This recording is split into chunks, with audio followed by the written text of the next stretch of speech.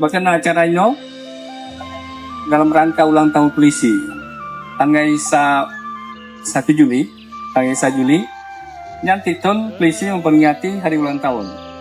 Kegiatan ji salah satu ji pembagian sembako, kan? Bentuk wujud kepedulian polisi pada tanya-tanya warga.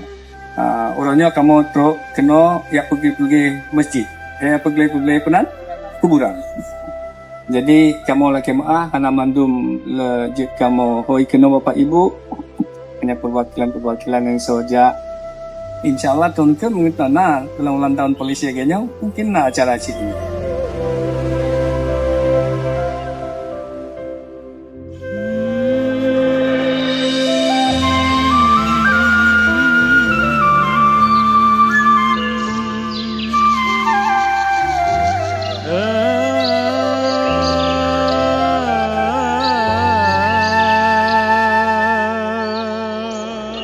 Assalamualaikum warahmatullahi wabarakatuh. Saya Bapak Darwin, Bapak Kadus dari Kampung Ulele, mengucapkan terima kasih kepada Bapak Kapolda UD Bayangkara ke-79.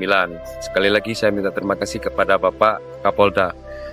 Assalamualaikum warahmatullahi wabarakatuh.